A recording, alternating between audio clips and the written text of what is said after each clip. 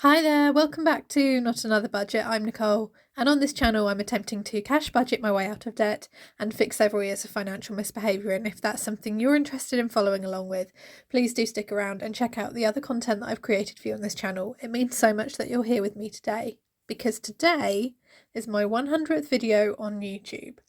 And I put it out to my wonderful subscribers on a community poll, and you all voted overwhelmingly, with a couple that, we'll come back to in the future, for a budgeting hopes and dreams video. So, I should caveat this by saying this is not a video where my intention is to go, I want. These are all things and all elements that I would like to be able to enjoy and have as part of my life, that I think that budgeting, cash budgeting, savings challenges, paying attention to what I'm doing with my money can help me achieve. They're all things that have maybe impacted on my budget in the past or not. They're also all things where I want to have an overarching goal in mind to work towards, because I think if I do that and have that in place as a guide, it will help keep me focused. None of these are going to be immediate wins, but they all lead into my changes that I've made, the decisions that I'm making, and the things that I'm planning to do going forward. So, grab a beverage of your choice, sit back, chill out, and enjoy this video that I've got for you. Thank you for helping me get to my 100th video. Please enjoy, and I'll see you very soon. So I don't know whether I've done myself any favours by calling this Budgeting Hopes and Dreams, or if I have all of a sudden decided to commit to a ton of things that I don't know how I'm going to accomplish them, which I guess is half the fun. The thing is, before I started budgeting, I had lots of half-baked ideas and lots of far-flung dreams and things that I thought I was going to accomplish and do. I was fully convinced when I was at university that I would win a BAFTA for costume design by the time I was 25, be living in LA and costuming some of the greatest things that had ever been created by the time I was 30, which is the current age now, would probably have a dog and maybe a significant other, probably working in the industry. There was never kids on the horizon. There's still not really kids on the horizon. It's not something where there's going to be a sinking fund and I'm going to save for a wedding and then I'm going to save for the children that have come after, because I don't believe that kids are ever affordable, which is a very much a separate kind of video. But I always knew that I was never going to be someone who had a traditional-ish sort of life. I was never someone that gravitated towards home ownership. Although that being said, if we were going to start by talking budgeting hopes and dreams, if I could buy any house, it would be the rental house I'm living in now. And that's because it's got enough of a footprint and enough potential in an area which I like living in, that has several opportunities now that I am retraining and going into a new career, that actually, yeah, I could see myself buying and putting definitely my own stamp on my rental house. But that is specific to this house. You've seen me talk about the fact that in a year's time this rental contract is up and I don't know what I'm going to be doing, but I know that I need to be saving for a move or saving for something else. And I have said that one of the options is a van conversion. Do I go off and live in a van? Now, it's something I always wanted to do, not live full time, but either do a van build or purchase a second-hand motorhome and not go off and travel full time. I don't have the type of job or income where that could be feasible, and the cat would have something to say about it. But the satisfaction of building something from start to finish and designing it and having it as bespoke as possible and suited for me is one that would allow me to go and travel to all of the places that I want to travel to go away for a weekend and pull up and go for a hike and take the cat with me overnight. is always something that drew me to it. I'm not sold by the parking on a beach and waking up to the sea. I hate the beach. I hate hot weather. The fact that it's been stormy and pouring down with rains has been perfect for me.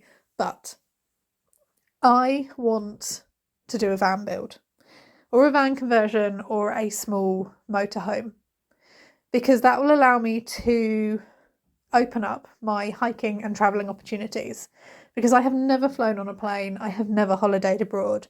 And if there's one thing that I wish I could do within my budget, and if it's something I am working towards once I'm debt free, it's being able to go on that holiday. The first place I'm going to fly to and travel to is Sweden, because to me there is a pool and there is a draw there. Do I want to live there? I don't think I could cope with minus 36 degrees for most of the year. I will be honest.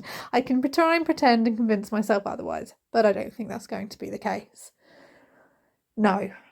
The types of places that I'm drawn to are a little bit more closer to home, but still wild and rugged and have their own daunting, dramatic beauty. Places like the Lake District and the Highlands, where if I can see myself living anywhere, it would be there.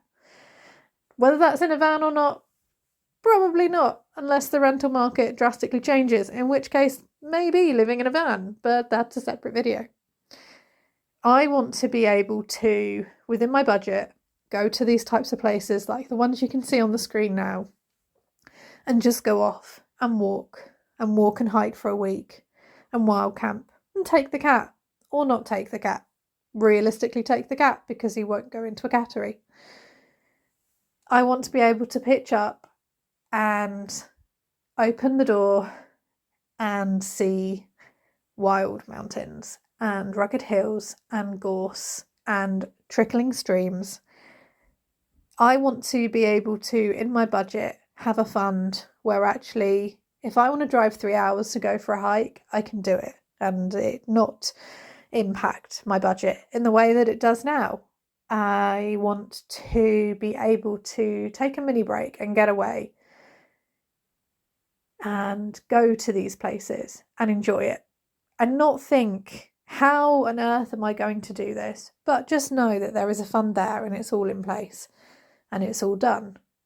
The satisfaction of building something, of going on a hike and getting back to nature and doing it far more the way that I used to before life happened in all of its complexities.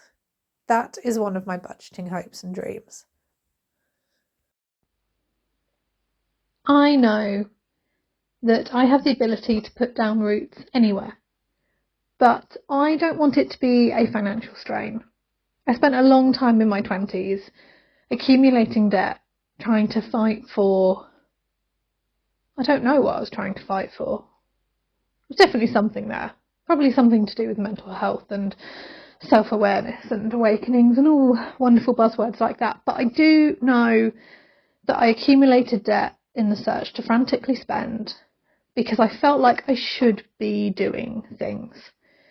I should be going on holidays. I should have this. I should be doing that. X and Y needs to be in my life. I need to be able to say yes at the drop of a hat. And I don't know if those things were stressful. Probably looking back, yes, they were. So I guess what I'm trying to say is that I'm looking for a slightly slower, more stable pace of life. And don't get me wrong, I have learned some amazing things in my 20s, both good and bad, and I have come across some wonderful people and some not so wonderful people, and I have learned a ton of lessons in a very difficult decade. And now that I'm in this new decade and I look forward to what is coming, I know that there are things that I'm carrying forward that I desperately want to do.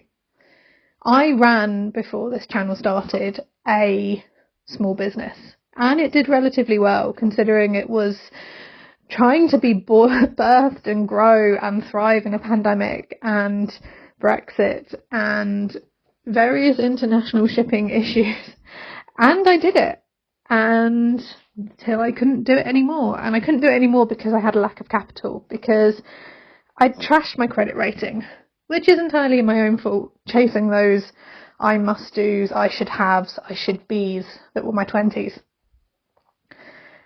But I never stopped having ideas. In the budgeting community, we talk a lot about having multiple forms of income, some passive, some not so much. Passive income stresses me out. I like being hands-on. I love reselling. I love doing vintage. I've enjoyed taking the time to do it and throw myself into it.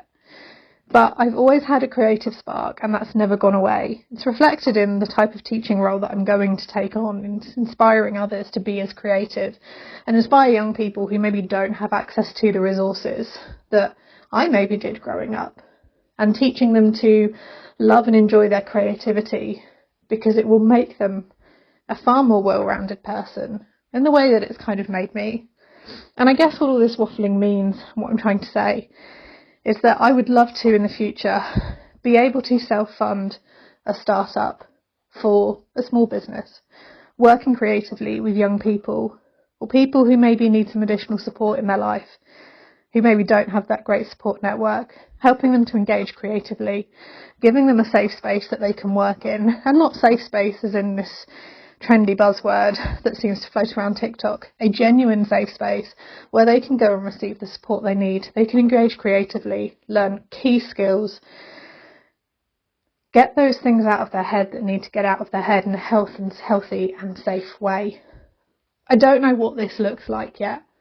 Over time, it's grown from having a film studio where young people can come in and they have access to all of the studios and the equipment and things that they need, but that's really unrealistic, particularly in the UK, and highly expensive. But if there was enough money in my budget every month to dedicate for 2 years to build up a seed fund, to get something going and get something started, to show that it's worthwhile, and to give back everything that I have, everything that I've learned to the next generation, that to me is worth far more than all of the I should haves and I should be's and I should do that was in my 20s. I don't know what this looks like yet. It's a half-baked plan floating around in my head. The first step is my new career, becoming qualified as a teacher in design and technology. And have I taken on student loans to do that? Yes. Do I regard it as a smart financial investment? Yes. And it's probably going to make a few of you quirk an eyebrow. Please rest assured, American viewers, our student loan system is not as punishing as yours. We are not punished in the UK for choosing higher and further education. And it's a risk. And at the minute, I'm learning that the hard way. I'm recording this video, I'm pulling this together, and I've had to borrow 20 quid off my mum, which I'll pay back at the end of this month, because I had to fix tyres and I had to pay bills on time, and I'm on a £100 grocery challenge, not because I want to, because I kind of have to, but I'm not stressed. I'm having time to focus creatively, and it gives me time to think about this brief moment of struggle for another month before things even out and my income becomes smooth and I can put into place all of those plans that I want to do. My budgeting hopes and dreams are not to be a millionaire. I think actually being a millionaire is going to be as stressful as someone who has no money. It just seems like a lot of hassle, to be honest. A lot of people seem to want your money, and no thank you, my money is mine. But enough money to help others, enough money to go for a nice restaurant, or to go on a mini break, or to put some nice solar onto that van conversion that I want to do, so that I can go hiking 4 hours up the road for the weekend and take my cat with me.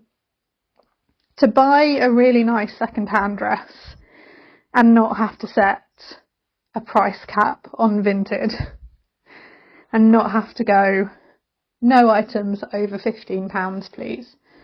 But how about no items over £40? That would be quite nice. Dave Ramsey talks about tithing, giving back 10% of your income to help others. If you view it from the religious perspective, it's if you give back to God, God will look after you.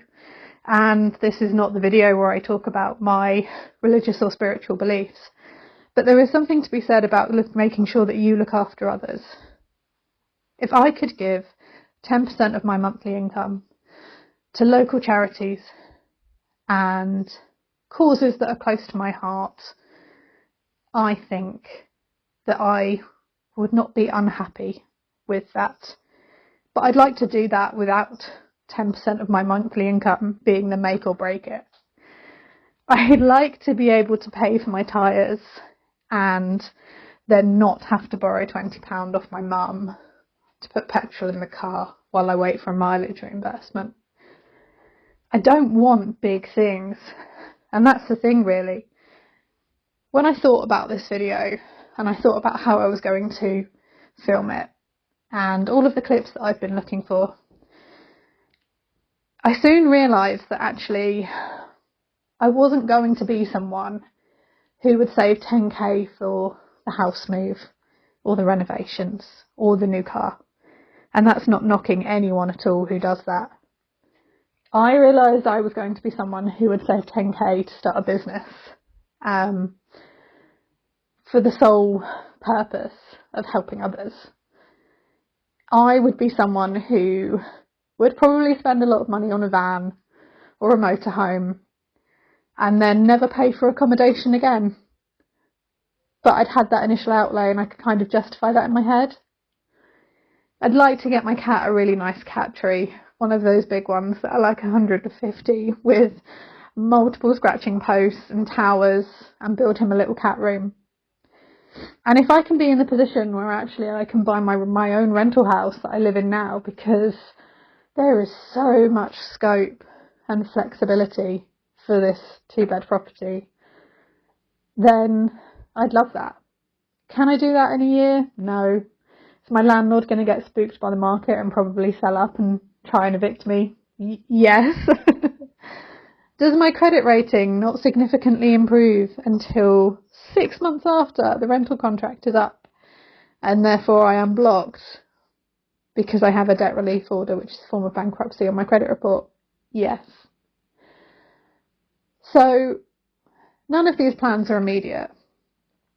The immediate plans are, let's get an emergency fund in place. Let's sinking fund Christmas and birthdays. And then start getting money together for moves. Moves to buy and convert a van, to move to another rental property, to relocate out of the area, out of the country. Who knows? A year is a long time. But I do know that I'm approaching the first part of financial stability I've ever had in my adult life. And I don't want to mess it up, but I don't want to lose sight of where I am now.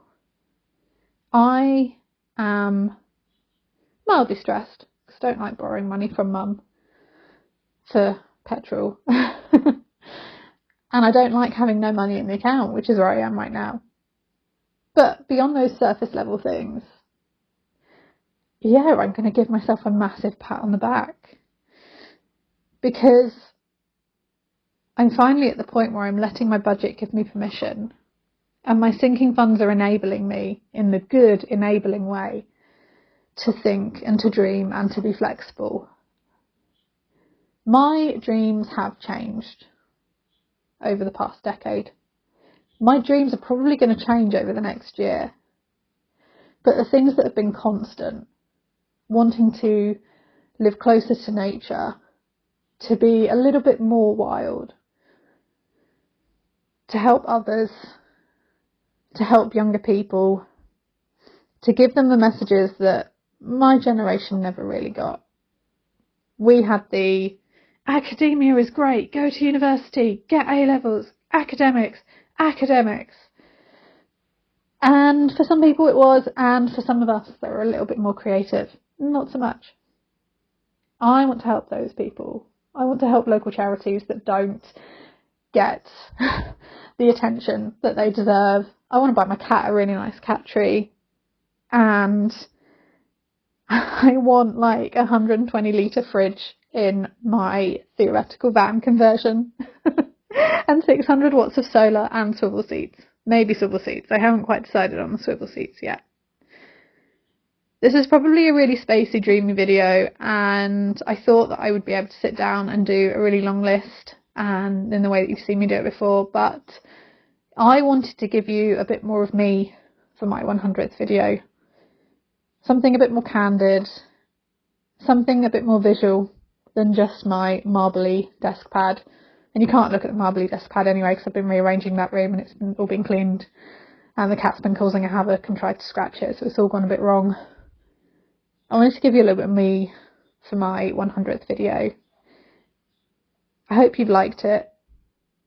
It was quite hard filming this, quite hard doing a little bit more soul searching, but you've helped me get here.